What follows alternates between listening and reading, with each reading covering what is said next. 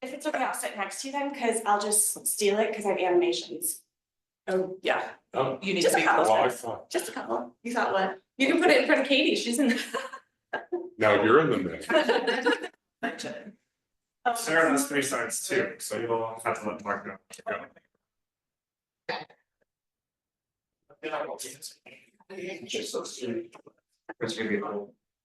There's only 3 of us. Sarah will do a little intro and then. And Sarah said she was gonna stay up there. I can actually, and get closer, which is 3. Yeah. Well, you can get Nobody closer really to needs. Katie and Eliza. Okay. Dr. Hoppy. Okay, just a couple. I'll pick it up.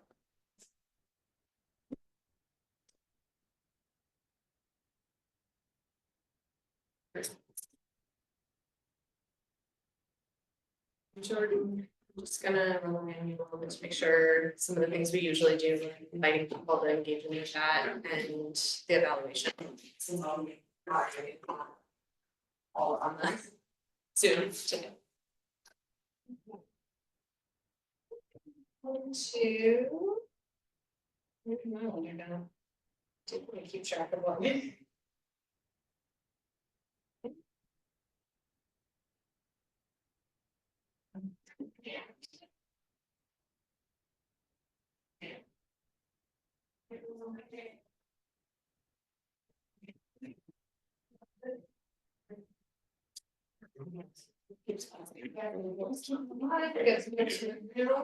I'm gonna go ahead and get us started because we have a busy agenda for our seminar today. So I'm Sarah Brewer. I co-direct our training, education, and mentorship program at Accords. I want to welcome everybody for our seminar series today. As we get started, first I want to introduce you all to Accords, especially for those of you who may be less familiar. Accords is supported by the University of Colorado School of Medicine as well as Children's Hospital Colorado.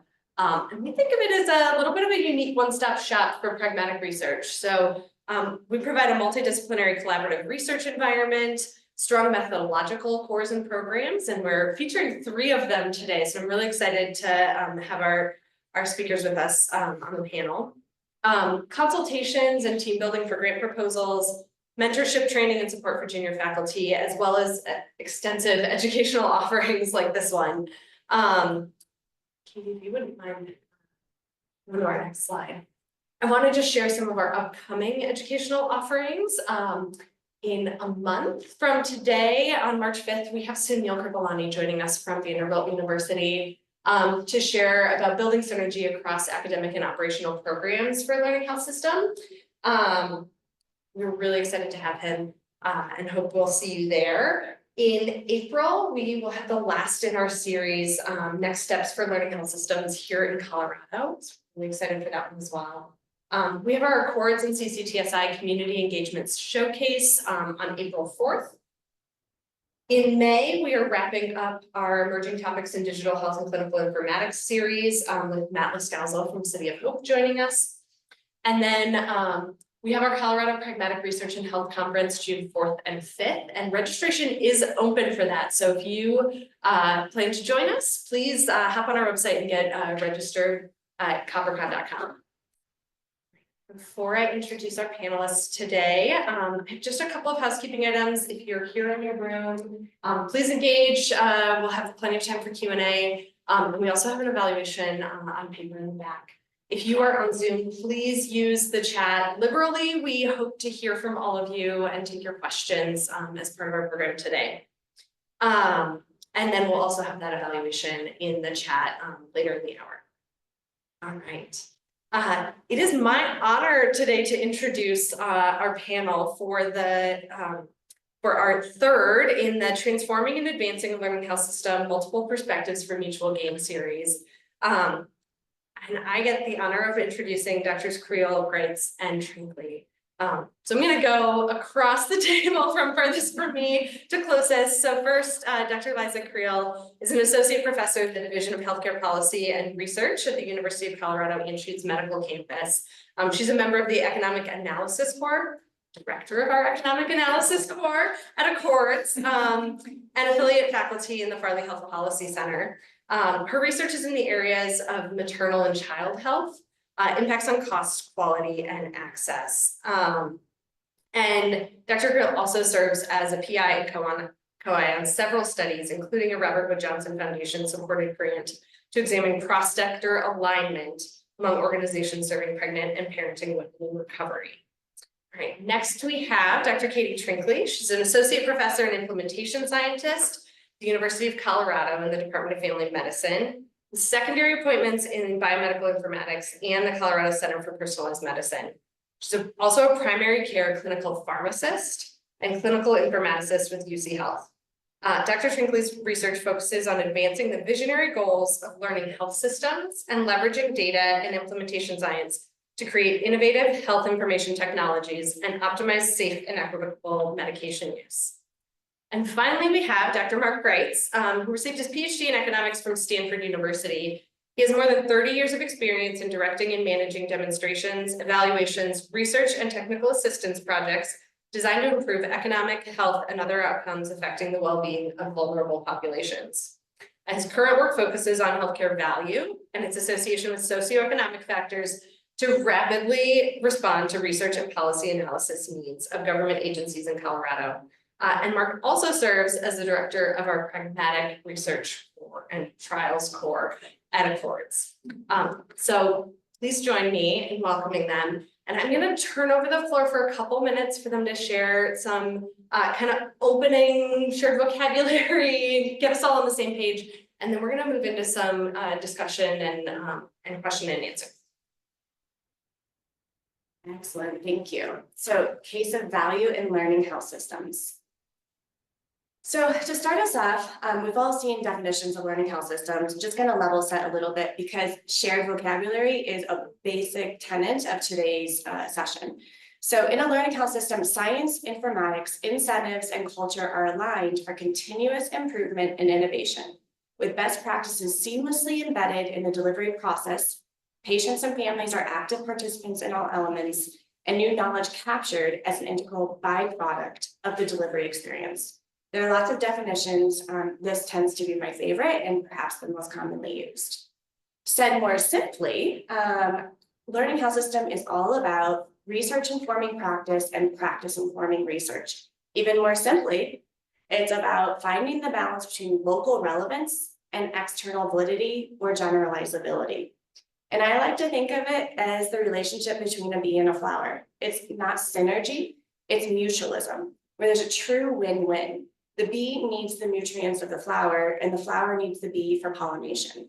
And that's really the balance and the relationship that we're trying to achieve in a learning health system. And so what does that mean? What do learning health systems actually do? Well, we partner with clinicians, researchers, and health systems. And we provide diverse expertise, really unique one-stop shop type of expertise in order to help folks understand problems, develop innovative solutions, and rigorously evaluate the impact.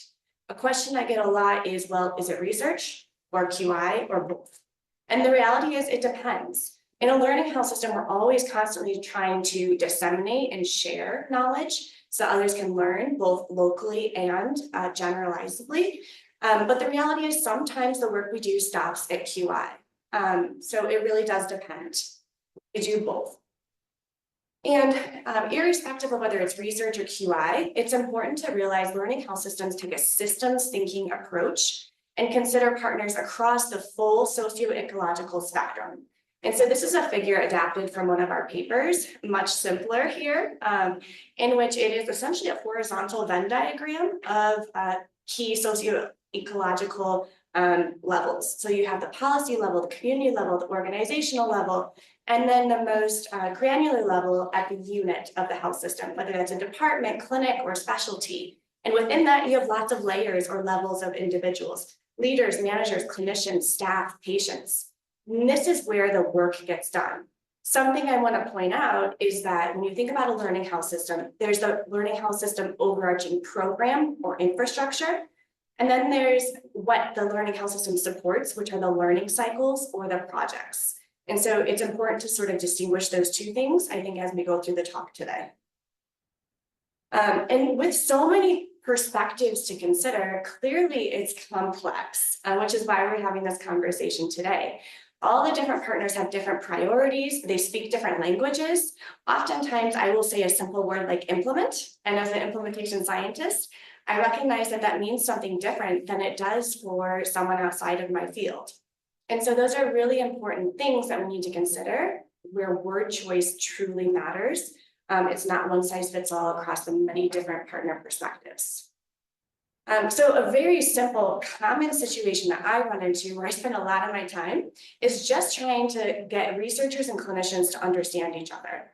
So if you think about the researcher perspective, they say, okay, QI is great, but what about external validity or generalizability?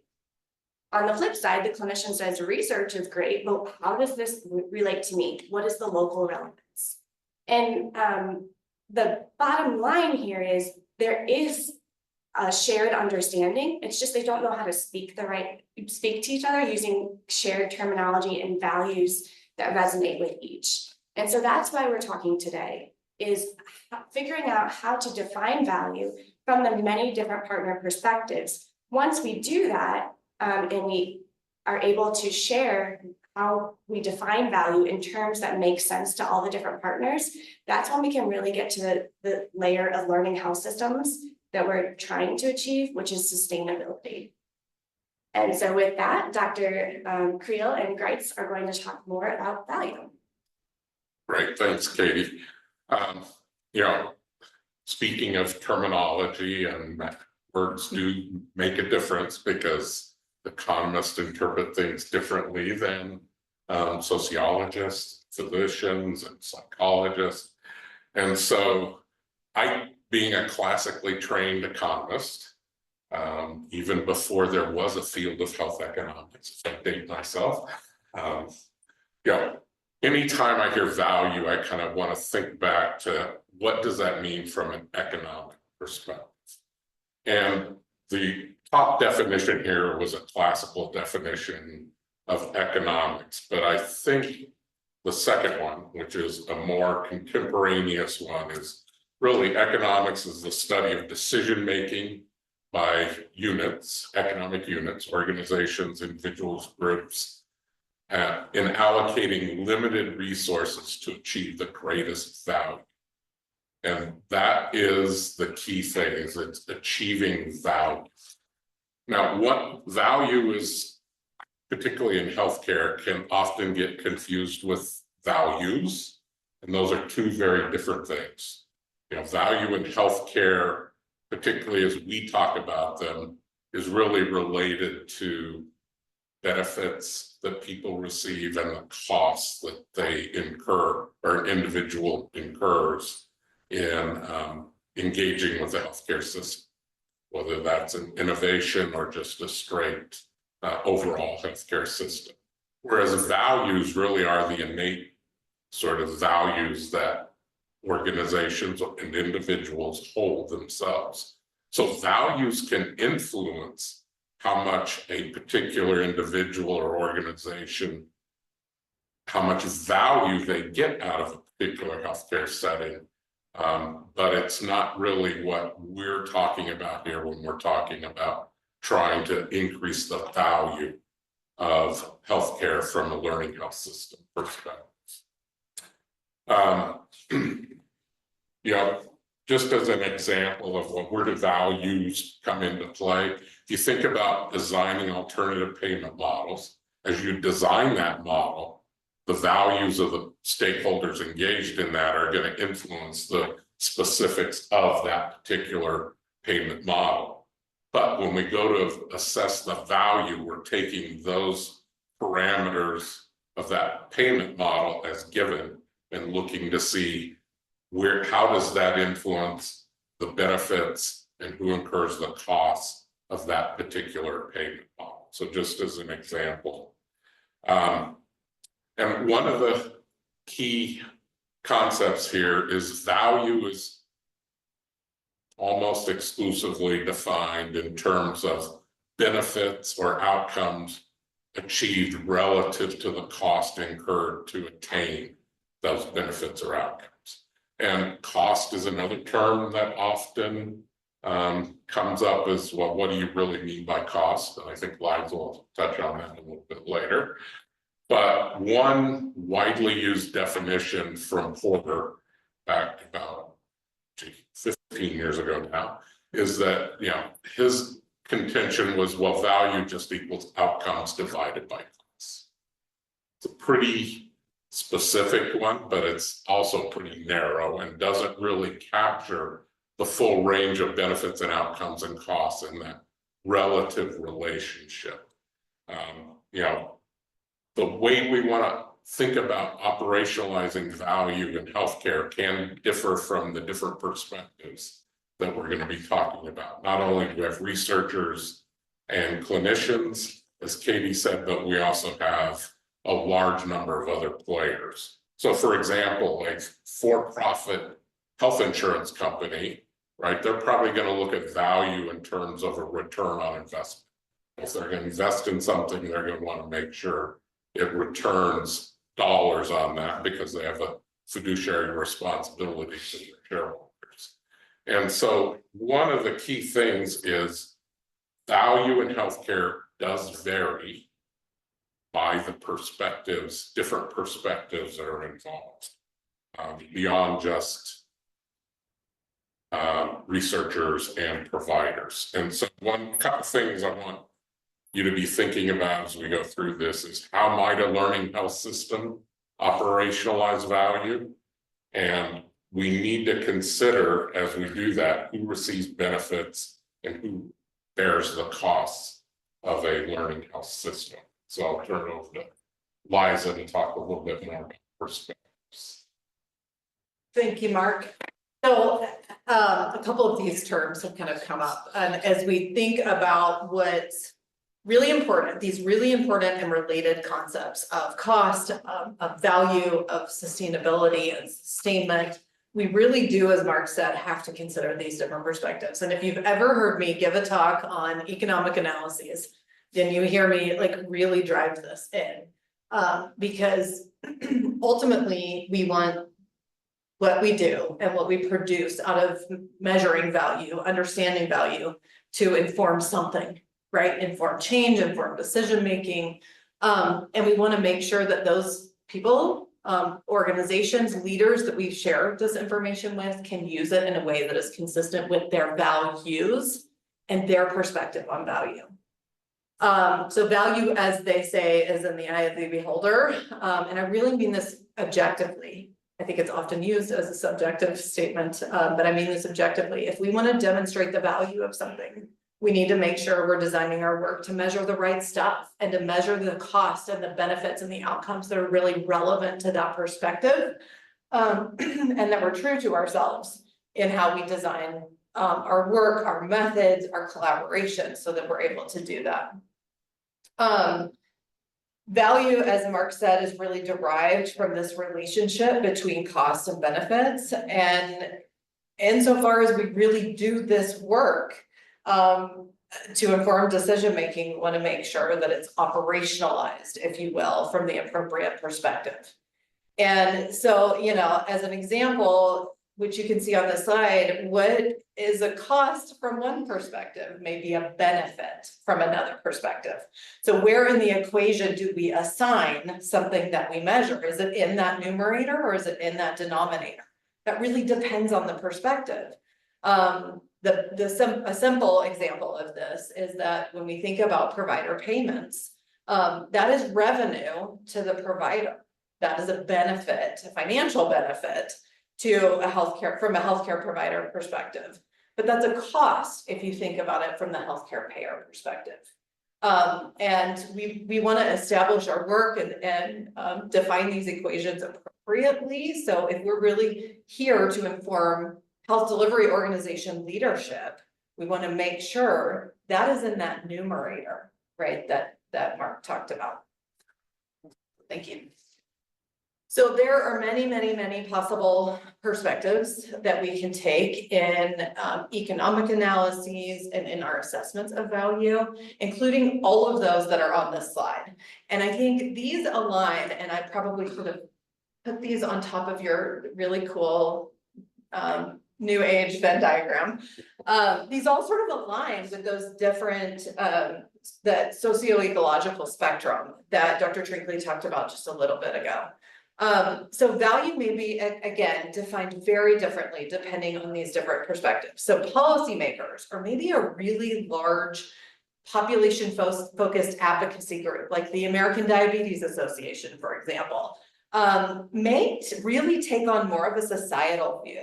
What are we spending as a society and what are we producing in terms of benefit for the population? The healthcare delivery system probably looks at things very differently. Not that those aren't important and consistent with their values, but the value statement that drives decision-making may look at profit maximization. It may look, as Mark mentioned, this might be true for payers as well, it's often true for payers as well, at return on investment. What is the financial return that we gain by investing in this new innovation or this new quality improvement project or this new intervention? Providers may look at value differently. It may depend on what value-based payment models they're participating in. They may really value the outcomes that they produce for their patients, and the way in which they're paid based on those outcomes.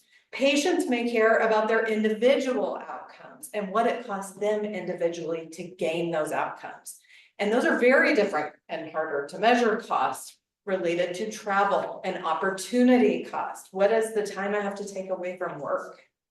My sort of lost wages, if you will, to get to that appointment, to do what I need to do to gain this health benefit that I care about. So you all may be thinking about which perspectives are most relevant to a learning health system. And I would venture to say, we're probably all looking at the green boxes as the two most relevant to learning health systems.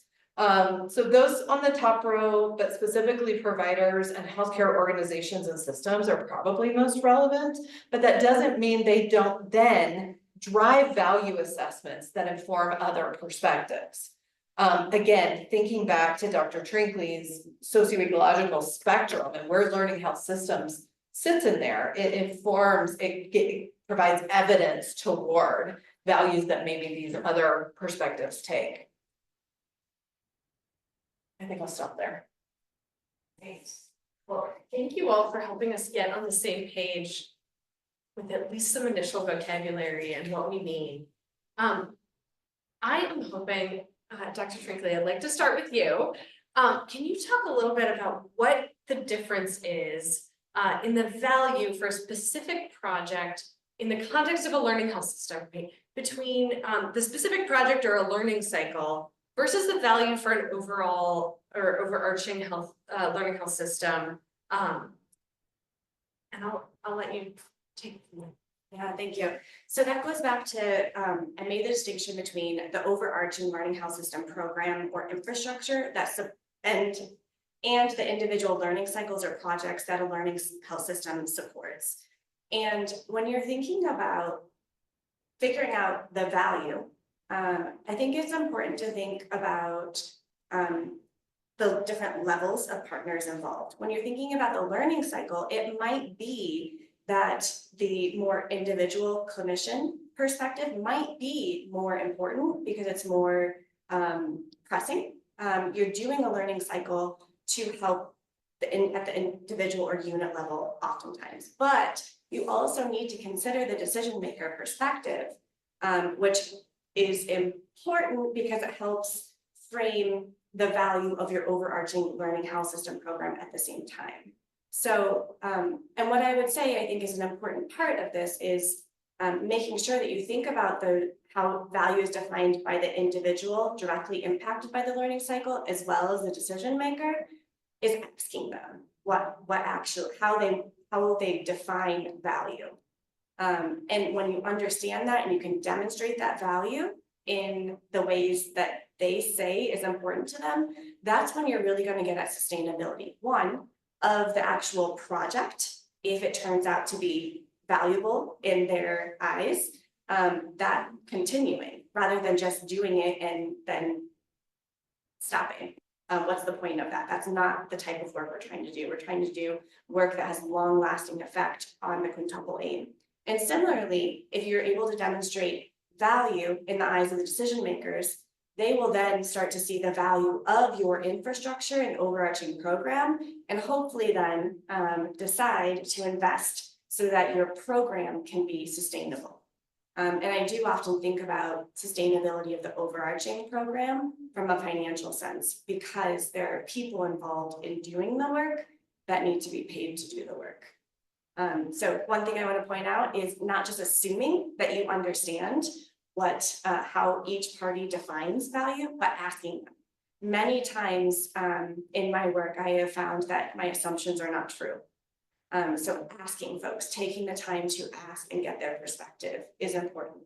And realizing that one of the key drivers of figuring out how value is defined from these different partner perspectives is how you're going to achieve that sustainability piece at both levels. Either of you want to add anything to that before I? Okay. Dr. Greitz, I have a question for you, and this builds on some of what you shared in your slides. How can we think about or consider the costs and benefits to the many different stakeholders when we're trying to assess value or sustainability of these kind of learning health system activities?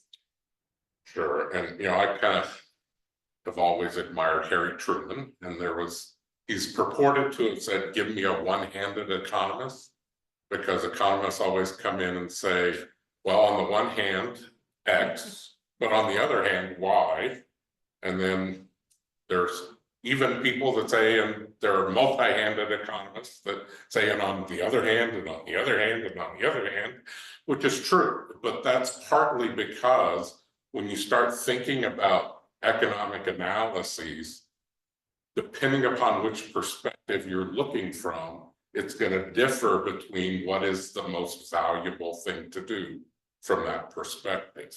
And so I think the key thing that I try to do when I'm helping, providing consultations on economic analyses to investigators is, in essence, you want to kind of walk a mile in the shoes of these different perspectives, right? Sort of start thinking about it. Well, as a patient, what would I find of value? And you can use your own personal values to do this exercise, because it's going to point out, well, what really matters. As Liza said, maybe it's the amount of time it takes for me to get to my medical appointment that's really important to me, because I have to miss work to do that. And so it really becomes an issue of looking at, well, what are the costs that I'm gonna bear in this health system from as a patient, as a individual physician provider, as a health system leader, as a researcher, because we do get some value out of having a health system to actually work on. And I think that's kind of the key thing, is you really need to approach this and take yourself and put yourself in each of those different perspectives at the same time. And one thing I just want to reiterate that Katie brought up is, when we're talking about a learning health system and sustainability, there are really two very different dimensions here. One is the sustainability of the quality improvement or research areas, and the second really is that sustainability of a learning health system. And again, if we want to talk about, well, what's going to be important in terms of a learning health system, we're going to have to look at the value and sort of the benefits and costs for particularly those two green boxes that were there before, right? Because that's really, if you think about who's going to bear the costs for a learning health system, it's probably going to be some set of actors from those two green boxes. I'm gonna add a question here, but I'm curious how you decide when you're prioritizing certain perspectives or certain maybe putting more weight on one or the other when you're going through cycles or trying to build that infrastructure. And maybe any of you can kind of reflect on that. If you have thoughts on how you go about deciding which perspective and where to put weight as you go through a process. So I'll start again. Economists are very hesitant to sort of say, well, this person's benefits outweigh this person's benefits. So, generally what I try to do is first lay out what all of them are, right? And then present those to the individuals and that are in those decision-making roles and help us understand what are those. If you really want to come up and say, well, from a societal perspective, how do I trade off my benefits and costs versus Katie's and Liza's? That's generally something that economists shy away from doing. Now, whether they should or shouldn't, but that's generally it. And so it's more of a matter of that's for the collective stakeholders, my opinion. Yeah, I often, when I'm doing a consultation or collaborating with a team to understand a question about economics and value, we'll sort of walk back and I'll talk to the team about, at the end of the day, we produce something. Who are you gonna take it to? Who do you want to use the results and findings of this work? And then use that to really frame how we approach this. Sometimes it is more than one perspective. It's often a health system. It's often a payer. And we can approach that in different ways in the same project. But I really believe that this kind of work can inform decision-making within organizations, within governments, within clinics, and knowing who we're trying to inform with the work that we're producing is really helpful for me in framing out how we want to approach the design. And that usually takes a little while, because as Mark said, I mean, often people want to do everything, and that's hard. It has a lot of limitations. There's a lot of uncertainty in measuring. That's why economists don't like it, right? We do not like uncertainty. We appreciate that it's there, but it's anxiety producing. But there's a lot of uncertainty in a societal perspective, right? Because there are things we cannot measure. There are estimations we have to make that have error. And so it becomes a more complex design at that point. And generally, people really do want their organizational leadership or Medicaid or Medicare or private payers to use what they're producing to make a change. And I think I would echo everything that was said and very clearly articulate that I am not an economist. If Russ Glasgow is on the call, he'll appreciate this one from his book. I think my answer is it depends. And I'm going to take a theory-driven approach to it. So that's where, we're working in complex systems and we're trying to find the right fit between all of the partners. And so thinking about applying a framework, mine typically tends to be PRISM, and really doing the contextual assessment of everything that we can assess, realizing that there are things that we can't and that there's interactions between them. And the focus of the question is on outcomes. So if you don't have endless resources to measure all the outcomes that your different partners define as value, you have to make hard decisions. Sometimes you don't, but when you do have limited resources to measure those outcomes, I think it's really thinking about if you prioritize measuring this outcome for this partner perspective, how does that impact your outcomes? So that's where I like the PRISM framework, because you're constantly thinking about, well, this is something that I heard about the context, and this is an important outcome. How will that impact the impact of the outcomes? How will it impact who gets the solution? How effective it is, all of those things. So I'm always constantly thinking about the juice versus the squeeze based on what we're ultimately trying to achieve. Yeah, just one other real quick. Yeah, there are rarely, I should say, easy situations where somebody can be made better off and nobody else is made worse. Those are the obvious ones where, then obviously, we're going to put some value on that person, that entity that's going to be made better off and try to maximize. their value as long as we don't make somebody else yours. That doesn't happen very frequently because you're almost always, well, you are always in a limited resource setting. One way or the other, but that's kind of the key thing, I think, that. And I do agree with Liza's approach in terms of you have to. Who's got the most at stake? Liza, practically speaking, how should our teams approach our work so that we are really assessing value appropriately? This is an excellent question. So I think the very first step, which we've now spent 25 minutes talking about, is knowing your perspective. And talking through that with your team.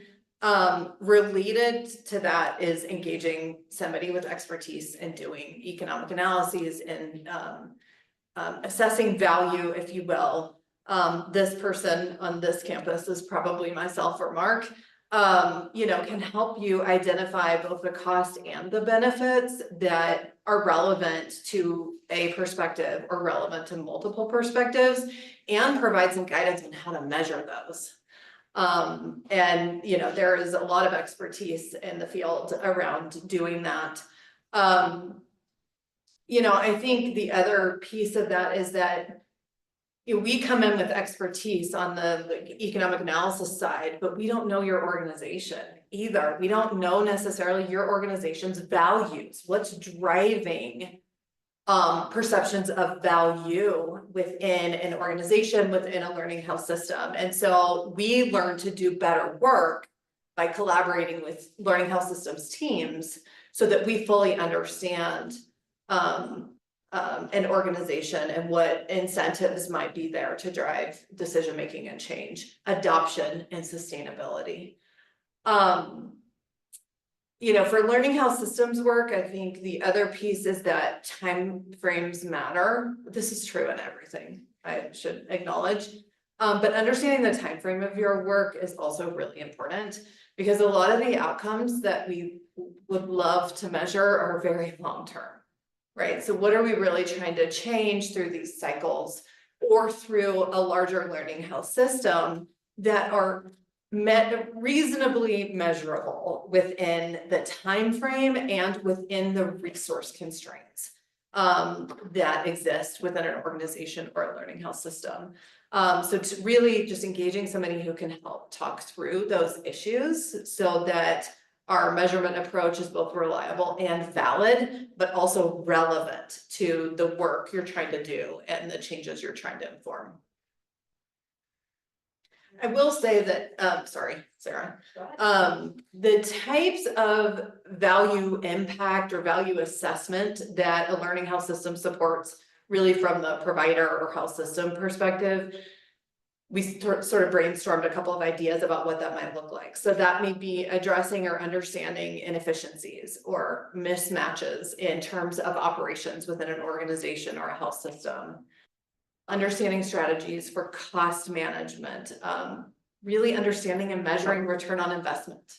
We talk about return on investment a lot in this work because it really does matter. And that's the way in which a lot of people are making decisions. Generating data and evidence to inform resource allocation decisions, right? Often there's a limited, this is especially true in state governments. There's limited resources. If you're going to spend more money here, there's probably less money to spend somewhere else. How does somebody make those decisions? Those are also present in organizations. And then informing decisions about sustainability, of quality improvement efforts, of interventions, of new innovations that a learning health system might be testing, if you will. And again, going back to sort of one of those slides we talked about, all of that then further informs value assessments at different levels of that socioecological model, if you will, right? Because it also is producing maybe evidence related to better access, or worse, if it doesn't work, access to care, addressing disparity in care delivery or in outcomes. And then, the feasibility of sustainably supporting and implementing a public policy, for example. And all of that relevant to what it costs an organization or a system to really generate the outcomes that those other levels and those other perspectives on the bottom row specifically care about. Gonna move to less sort of targeted questions, and feel free to jump in as you have thoughts. And for those of you who are online, please go ahead and share your questions in the chat as well, because we will have plenty of time to address some questions from you all. But I'll kick us off with, what are some of the current problems or challenges that you see in learning health systems or in developing learning health systems? So I'll start and we can kind of work our way down, but anytime I'm reminded or asked about, well, how do you change this system? Two quotes from W. Edwards Deming. I don't know if everybody's familiar with Deming. He was kind of the guru of continuous quality improvement. So one of his quotes is, every system is perfectly designed to get the results that it does. Well, what does that mean from a learning health systems perspective? A couple things. One, if you're going to try to change outcomes, you're going to have to change the system, which I think is pretty obvious, but because if you're not going to change the system, you're not going to get very different outcomes, right? Kind of the, if you flip, or that's one quote or one aspect of that. The second really is, in terms of challenges and barriers, is, well, in those systems, stakeholders have been successful in that system. And if you're going to change a system, it creates uncertainty for people. Well, gee, am I still going to be able to, putting it kind of bluntly, am I still going to have a job if I'm in this system, right? And so it just creates that natural antibody response of, well, no, we can't change because I don't know what'll happen to me, right? Often it's not stated that way, but that's really kind of that barrier that you run into. So even leadership, right? I mean, they've been successful in that system. That's how they got to being in a leadership position. And so if you're going to try to change it, in principle, it could be threatening to them as well. But then the second one that I always like is, learning is not compulsory, neither is survival. So if you don't engage in learning, particularly as a health system, it's unlikely you're going to be able to survive, because going back to PRISM, right, that context around you is changing daily. And we have experienced that to an nth degree over the last 2 weeks, but the context changes, and if you can't adapt to it, then you're probably not going to survive for a long time. And getting that message across to the members of that system is what's needed to help overcome kind of that innate antibody response. I love that. I think those are really powerful statements, thoughts, and digging into that in terms of how you get that message across to the right people. I think some of the biggest challenges are transparency, and transparency in terms of how to demonstrate the value that a learning health system and its work can provide to the right people. But that requires getting the right people at the table, who are very busy. And lots of times, at least something that we often experience is, who are the right people? Are those roles actually defined? Does someone have that hat? And is someone actually charged with that responsibility? And so I think those are definitely things that I constantly am thinking about and trying to refine and understand myself, and find myself just stuck right there a bit. But it all takes time, for sure. Changing the culture takes time, and it's really hard. And I think changing the culture is necessary, despite the culture stating its goals are synonymous with a learning health system, which is the quintuple aim. So. Katie said earlier that she was not an economist, and I am not a learning health systems person, so I'll cover that. I have not been entrenched in learning health systems work, but I think one of the challenges that I see really aligns with what you just said, and that is getting the right people at the right table to answer the right questions, right? So what I think is a really relevant research question often resonates like 0% with a health system leader, right? It's not really going to matter.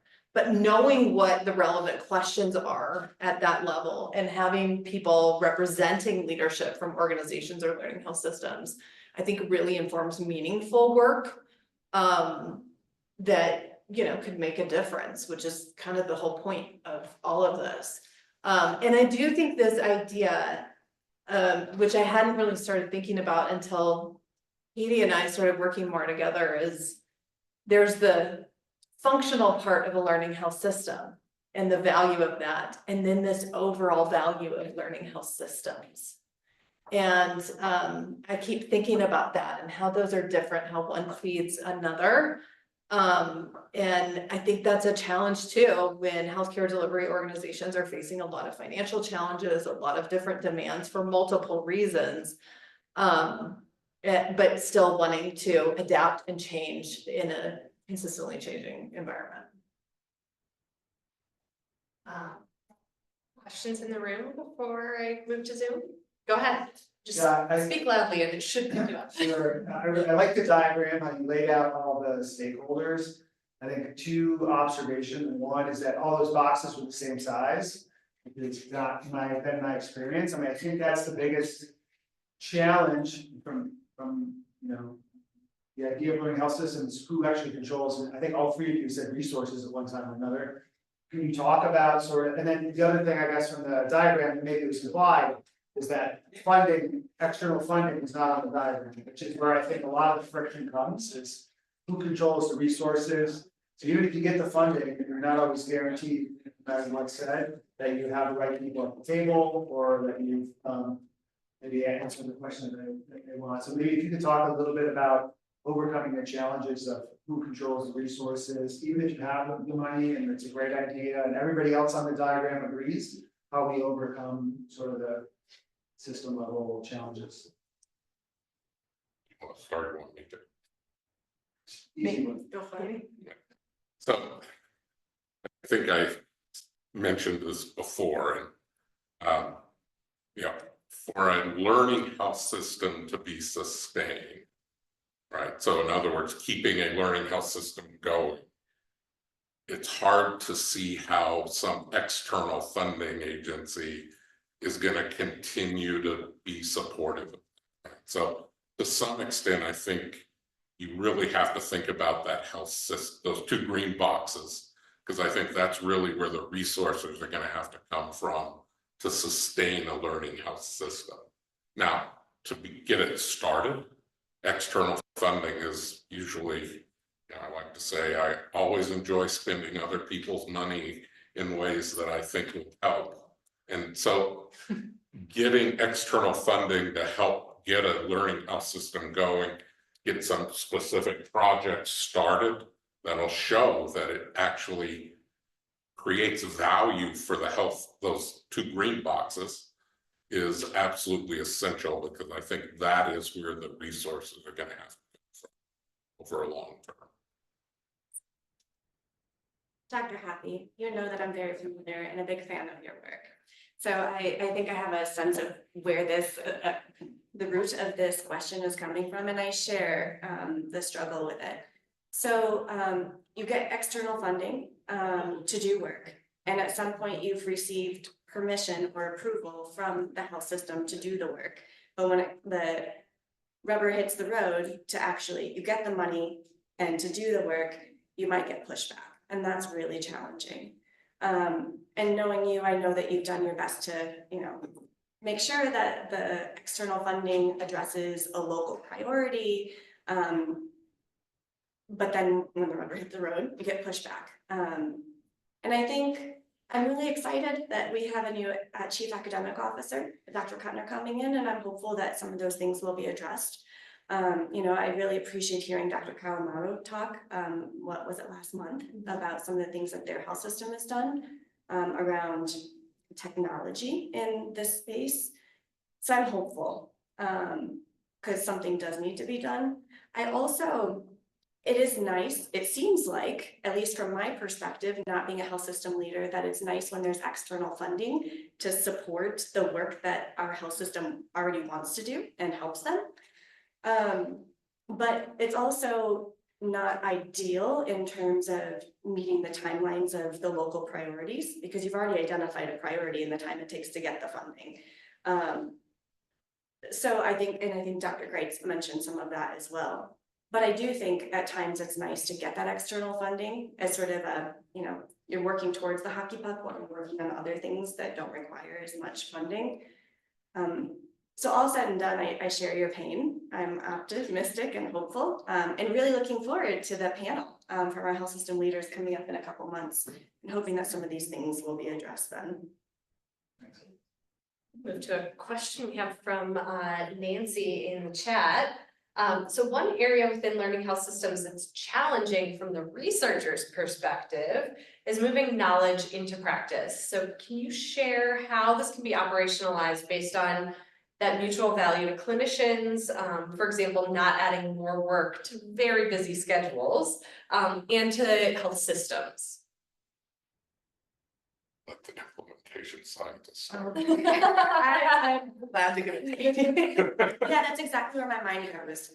So when you're thinking about getting knowledge into practice, making sure you're doing it in ways that are relevant, and that are adapted to the local workflows. To your point, Nancy, that you're not adding additional burden when not necessary, but if you are adding additional burden to workflows, the clinician or whoever's having to bear that burden thinks it's worth it.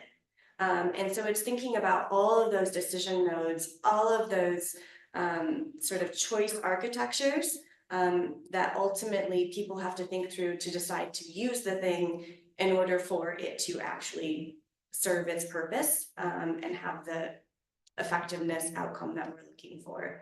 So maybe this is oversimplifying it, but I think it's really looking at the contextual alignment and being open to adapting something that we know works elsewhere to make it work in a local setting. Being open and accepting of the fact that it's not one size fits all just because it worked for this other setting.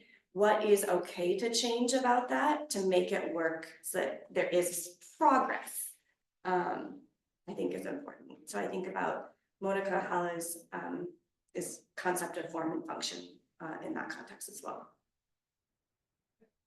A hand raised, and Kimberly, if you want to try to come off mute, I think our audio in the room should allow you to ask your follow-up. I am very sorry. I was just putting a note in the chat and I raised my hand. I didn't mean to. I was just going to thank the panelists. Excellent, thank you. Thank you. We have another question. Did either of you want to add to the question about? Katie did a job. Okay, all right. We have another question in the chat from Julia. Julie, do you all have guidance on best practices for guiding the decision makers in health systems to make decisions based upon what is learned in an LHS study or project, rather than their preconceived notions about what might be needed, particularly given what's been discussed about health systems making decisions based on return on investment? Okay. Well, my experience has been anytime you set out to guide someone, you're probably not going to be successful, right? I mean, because if you're trying to convince them to do something that they don't see as in their own interest, it's going to be very, very difficult to get their cooperation if you already have external funding. So, I think, and it is more of a working with them, understanding what their values are and what they value, and fitting in and showing what you want to implement really helps them achieve both their values, and it's going to create value from their perspective. So if that's kind of what you mean by guiding that, then yes, you need to really just show them in a convincing way, just saying, you know, look, you're gonna make so much money off of this that you'll never thank me enough. Well, they're gonna go, sure, right. But I think that's kind of the key, again, kind of going back, sit in their seat for a while and think about, well, what would convince me if I was the CEO of UC Health? Yeah, I think that's exactly it. You've got to design your work for dissemination, if you will, and to a targeted audience, in this case, leadership and decision makers within organizations. What matters to them, what drives decision making in their role and in the organization, and produce evidence that informs those decisions. It's not always great to be a surprise at the end either. So I think early engagement is also really important. And it sounds like both of you kind of start with this implied version, like start with understanding what they even value or think about in their decision-making processes before then moving to what should our project be and what should our outcomes be focused on, what should our shared definitions of value be for this project or cycle. Yes, because really sustainability of whatever you're wanting to do is going to depend upon basically almost everyone that's impacted not being worse off, right? So you have to really, you know, not just design for dissemination, but you want to design for sustainability in mind as well. And I think if I could add to this a little bit, I fully agree with all that's been said. And at sometimes in the real world, in the complex academic health system that we work in, certain decision makers might have a narrow view of what value is that might not, that might be difficult to sway, or might not be what we think is, I guess to say simply good. And Julie, having worked with you a bit, I wonder if I'm getting at a little bit of your question here. And so in those situations, how do you sway someone? And I don't have the answer, but I tell myself as the internal optimist that persistence is key, and continue to demonstrate over and over that there are different ways to define value to get what that decision maker is trying to achieve. And hopefully with time, that killing them with kindness and persistence by demonstrating value does change and lead to the outcomes that are aligned with the quadruple aim. And one more question before we wrap up. And all three of you lead programs at Accords and think about supporting people's work all the time. And we've been talking a lot about the kind of the challenges or the spaces where we run into some barriers in doing learning health system work. And so I'm wondering if each of you could share one or maybe two things that you think your core and Accords can do to help support addressing some of these needs in building learning health systems in our local spaces. I can start. You know, I think a lot of the questions around cost and specifically and value that are part of learning health systems, but are not the only thing learning health systems are doing, is where our economic analysis core within Accords really comes into play. And I will say Dr. Trinkley has done such a great job at engaging us consistently to be ready, right? To partner, to collaborate as new work starts under the learning health systems core, so that it's not siloed or, oh, you just need to go over there. It's more of a comprehensive, you know, we have these skills, we have this expertise in Accords across our cores, that the leadership of Katie and Tyler in Learning Health Systems core really pulls together to make it easy, right, for the organizational partnerships to sort of, or organizational partners to really pull in on expertise without having to do multiple consult requests. I think I'll let Katie go last because her core is the most important, but you know, the pragmatic research and trials core, as I call it, the party core. It's my acronym for it. You know, learning health systems are at its core pragmatic, right? I mean, by definition. And the pragmatic core, party core really focuses on helping investigators consider, is probably a better word, all of these different perspectives. What are the, full range of resources available both in Accords and across campus to help them achieve their desired aims, and helping them recognize, well, if you really do need some economic analysis, so you need to go talk to the economic analysis board. Your project's gonna take some significant implementation science. Go talk to the implementation. So it really is a way to help investigators navigate, for lack of a better term, all of the resources and help them identify what they need. And I'll leave the last. No, I would echo all of that. I think Accords as a whole is an incubator. I think Accords as a whole truly is embodiment of a learning health system. And then the cores themselves can support folks doing this type of work in different ways. If you have a project you want to do that's truly embedded, come to us. And we pull in all the cores. We're a big happy family. But I think one of the things that my core, with Tyler and Julie and Alyssa and so many others that are on the call that I can't see, try to do is to just help people do good work and break down the barriers to this. Because there's a lot of unknowns, and we have experience working with the different health systems locally to try to figure out how to talk to them, how to frame things, how to get them to understand the value, and work through the technical and logistical hurdles.